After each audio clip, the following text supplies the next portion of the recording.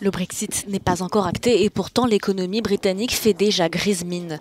Les chiffres du second trimestre ont été publiés ce vendredi et pour la première fois depuis 2012, la croissance du Royaume-Uni recule.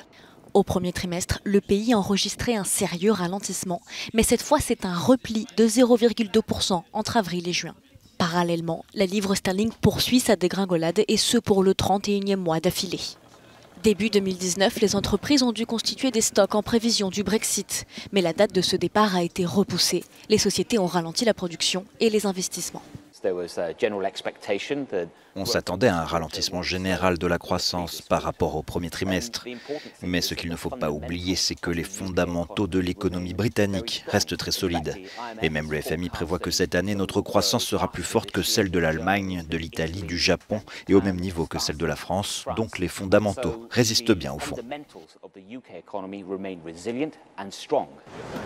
Selon la Banque d'Angleterre, tout dépend de l'accord passé ou non avec l'Europe.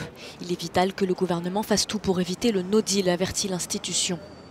À court terme, les résultats du troisième trimestre seront particulièrement scrutés.